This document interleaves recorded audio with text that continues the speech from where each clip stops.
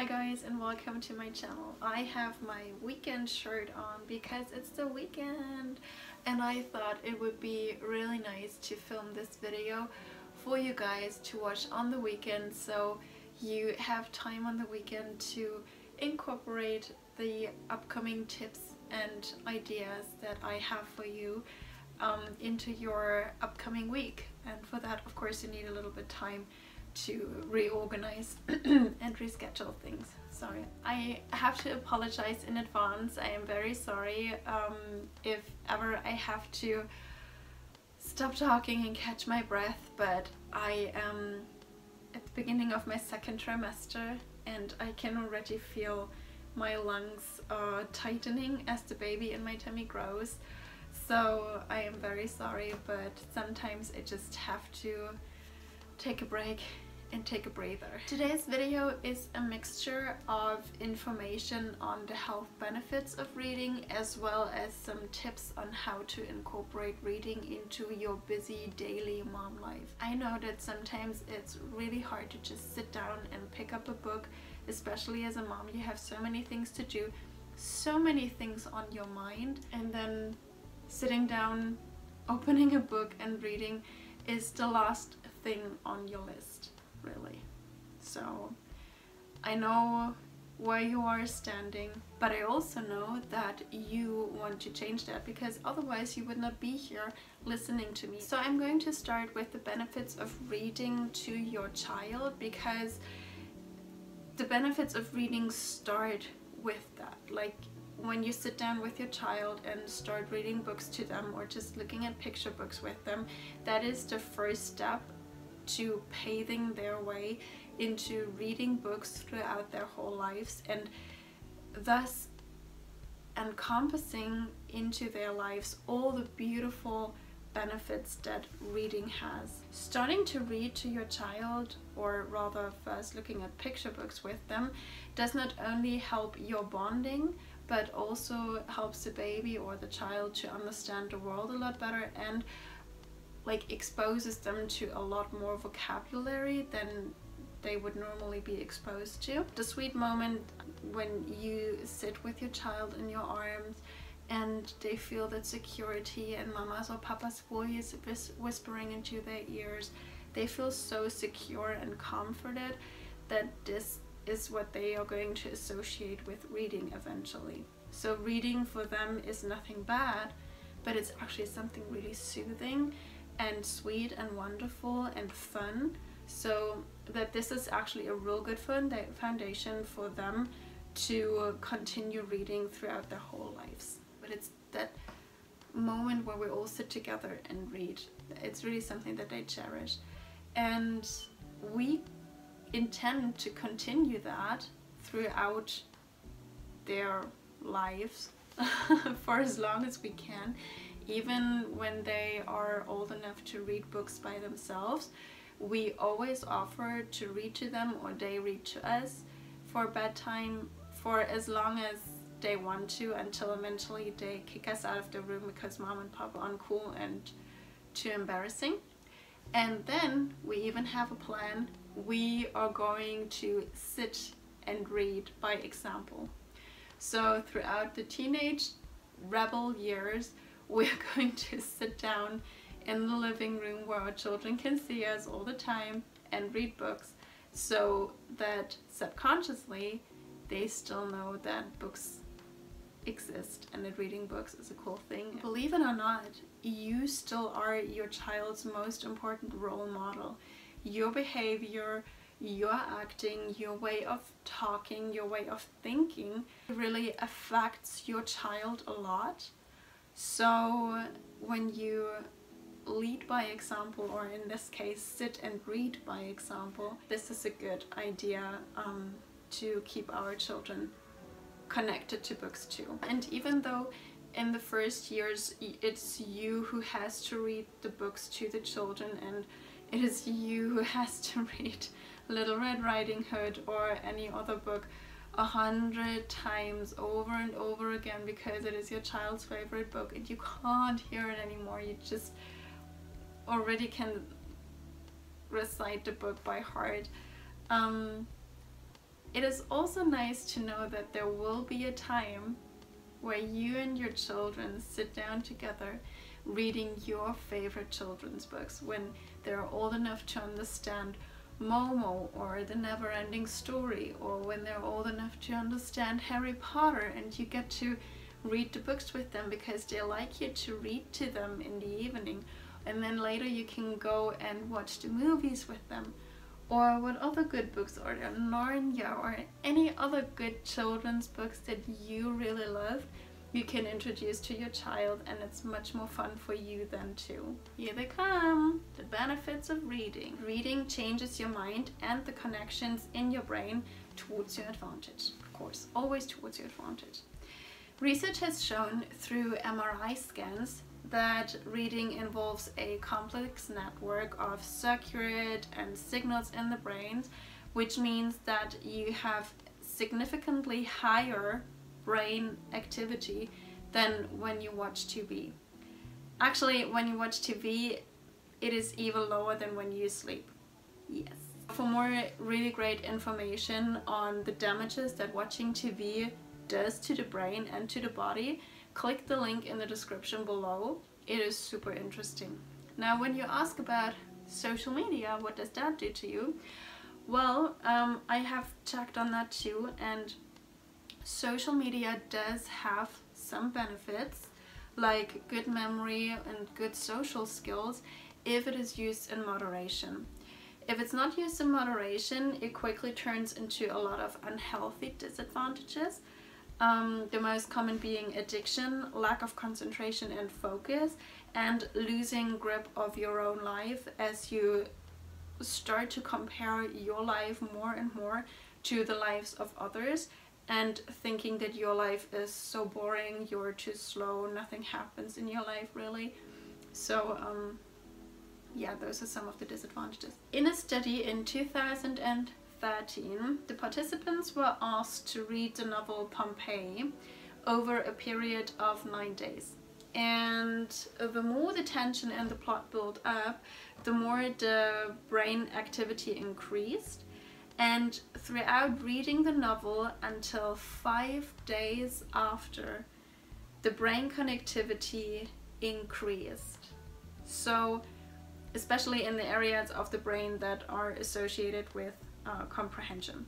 So when you read a book, it is not only exercise for your brain at the moment that you're reading, but even like up to 5 days after, that can happen, that your brain is working and exercising and drawing connections, and that is actually really, really cool. Reading is an awesome exercise for your brain, and just like playing jazz or doing jigsaws, it helps to decrease the chances of suffering from Alzheimer's and dementia. That is what research has shown.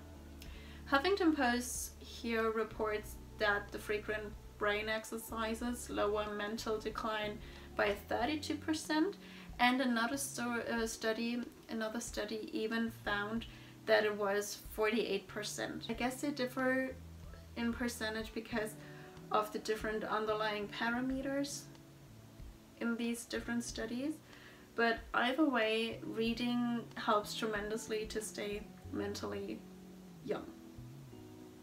Whew, and here I need a little break, baby. By reading books, you do not only improve your comprehension, your memory functions, but also your logical and analytical thinking skills, especially by reading science fiction and mystery novels. So to solve the mystery before finishing the book, or to also always think about it and who could be the person, you know, to just try and put the puzzle back together, shows that you have made use of critical and analytical thinking, as you took note of all the details provided in the book and you sorted them. The same goes for critiquing the plot, actually. So when you discuss the book with other readers, that really works your brain as well in the logical and analytical sector. So I guess joining a book club is not that pathetic as a lot of people think. It's really not. It is socially and mentally stimulating. So join a book club if you want to. Earlier I have talked about the benefits in the vocabulary sector for the children as they read books with you and you expose them to new vocabularies. The same actually goes for you. While reading, you expose yourself to much more vocabulary and much more expressions and sentence structures, and different ways of saying something than you would probably have in the outside world. So you simply grow your passive as well as your active word pool. Just a little side note, your passive word pool is a word pool of words that you know the meaning of, but you don't use those words. And the active word pool is when you preferably know the meaning of those words and you're also using them in your everyday language or in your business language. If you come across a few words that you really like, because you like the sound of it, you like how elegantly they transform or transport an idea, you can try and use those new words shortly after reading, and then again the next day, and again to put those words from your passive word pool into your active word pool. It's actually pretty easy. You just have to try and make use of them, and then that's when they are in your active word pool, and from there it's a lot easier to get them back out and use them again and again and again. Next benefit of reading aloud to your children for you is that it helps you to read more fluently over time. Later, then you will also talk more fluently and not stumble over words so much as your tongue gets trained, and it becomes easier to connect the word in your brain with the movement of your tongue. So it's all a matter and a question of exercise, and that is really cool because you can just do that as you spend quality time with your children and be so much more fluent later on. Having a larger word pool to pick from makes you sound much more sophisticated and will give you a higher air of elegance and intelligence. I am sorry to say that this is important career-wise, but impressions count. This is how the ball rolls. Nevertheless, reading also touches and boosts your emotional intelligence, your empathy, which is another skill that is associated with highly liked and sympathetic people, of course.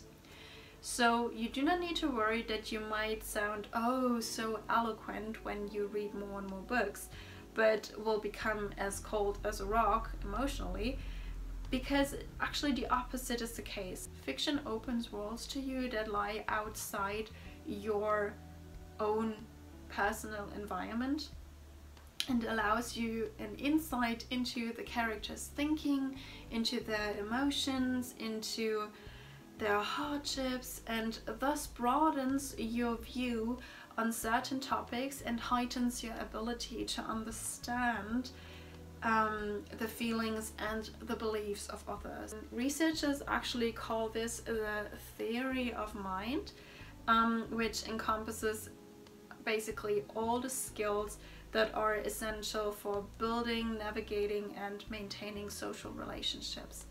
And that is a very crucial part of your own personal life, because we are social beings, and also in your career.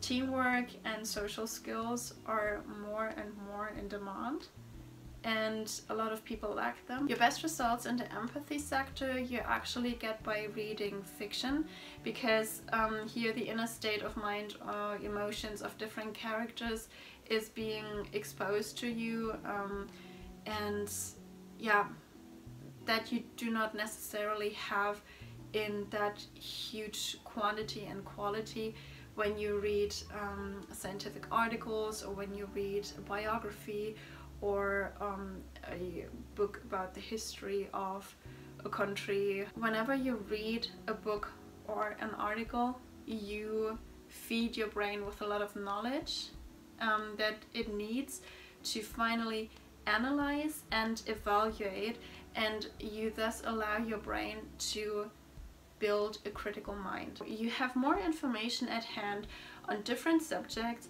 than somebody that does not read. And these information can actually draw connections that in turn can lead to creative ideas, which is pretty cool.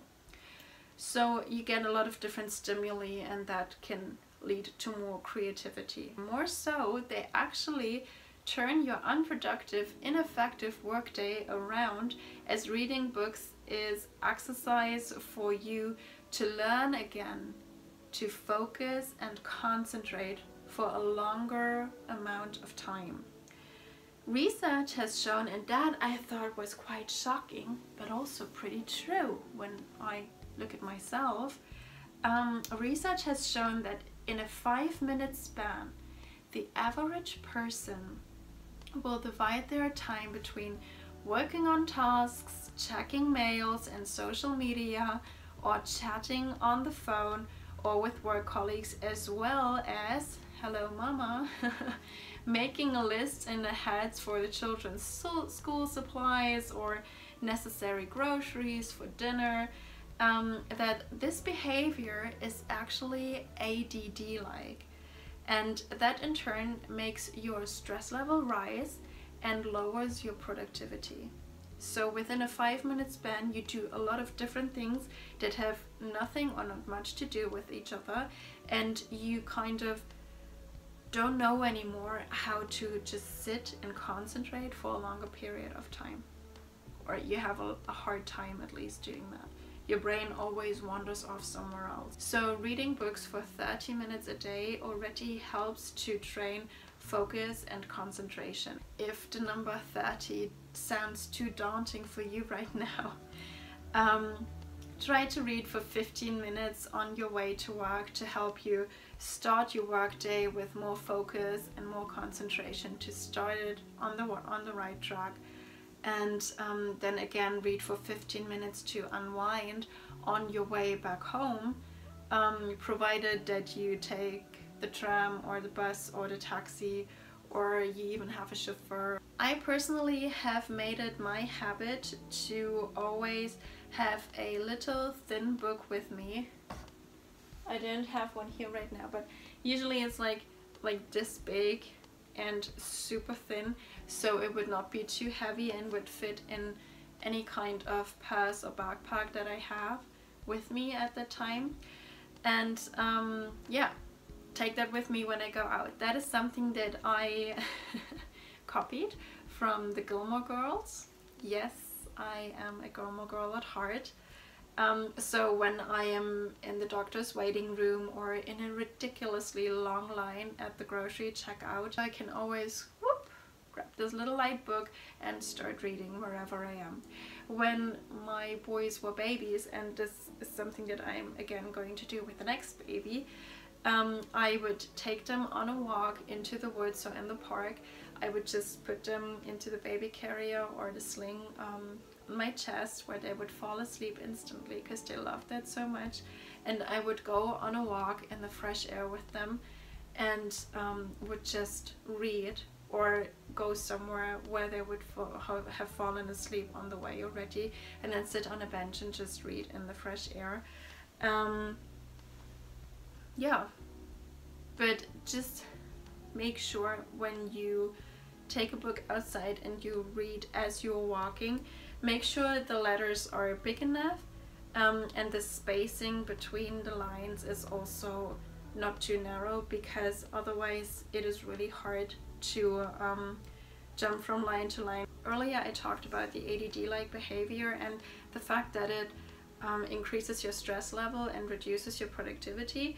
Reading books decreases your stress level tremendously. It was in a study in 2009 by Sussex University that found out that you only need to sit for 6 minutes of reading to already feel much more relaxed. Reading is very, very soothing, not only for children but also for grown-ups. This is actually why reading before bedtime helps you to wind down and prepare the body and the mind for a good night's restful sleep. Here, try reading a book made of paper and not read on the laptop or on your phone or on a tablet, because of the white light that is not so good for your eyes and again for your brain.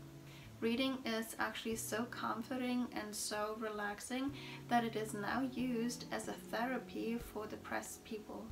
I had no idea that exists. I had never suffered from depression, but I know a lot of people that do suffer from anxieties and depression, and that was something that I found really interesting. Depressed people often feel isolated and misunderstood, but they do relate to characters in a book, and they can feel connected to them. Does that sound pathetic? No, it doesn't, not at all, because the characters in the book, though fiction they may be, they are also reflections of the real human beings and human behavior in our world. Not necessarily human beings in your environment, but they do exist in the world somewhere and to some extent. Whenever I have a challenging and packed day and do not feel like, oh, now I can sit down and read as well, I do not have the time to.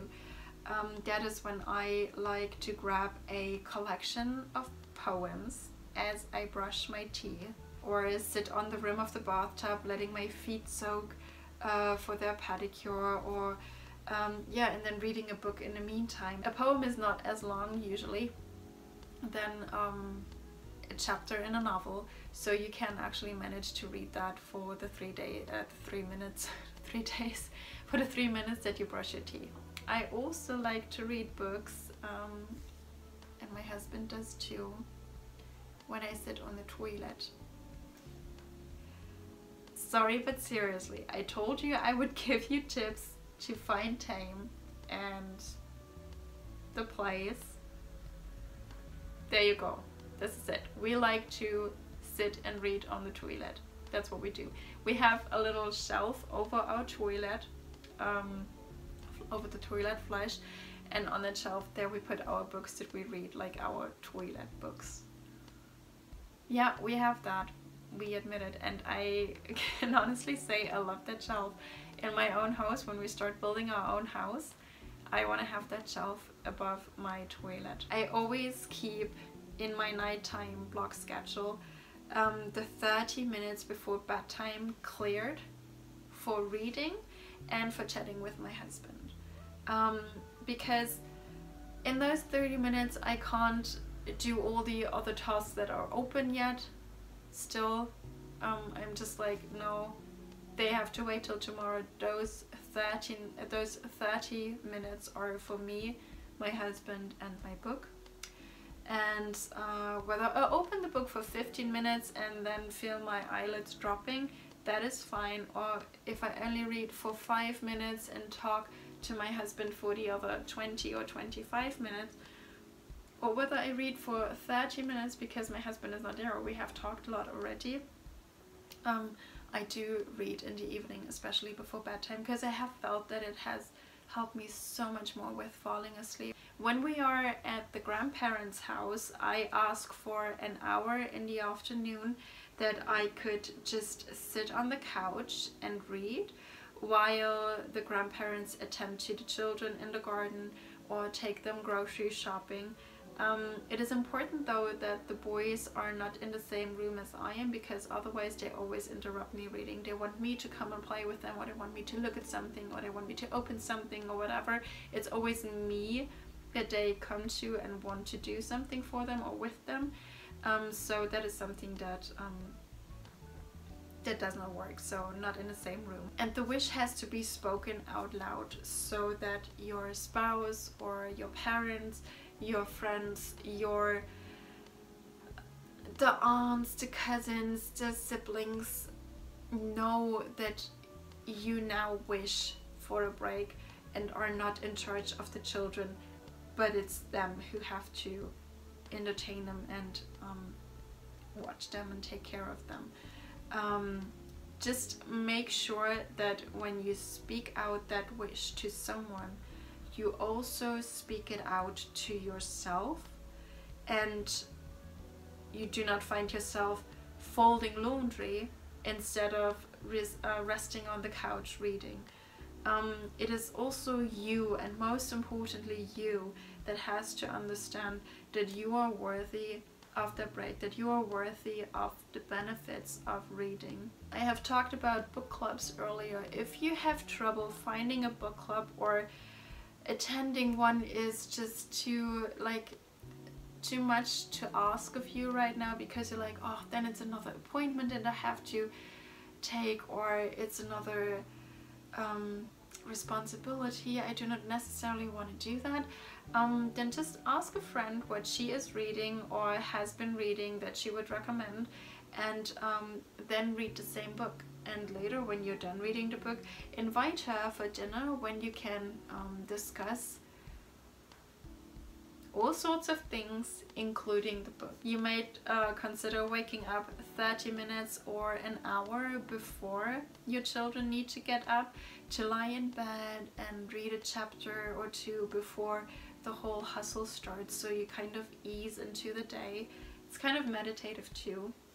Just make sure that whichever way you choose, make it fun, and don't make it another burdening task to check off your list. Just try and enjoy it. This is how you learn best, and this is how you exercise your brain best, and this is how you keep the habit of reading going best. The habit needs to be something that you really enjoy in order to become a permanent habit. I hope I was able to give you a lot of interesting and new information, as well as a lot of helpful tips on the benefits of reading and how to implement reading into your daily life.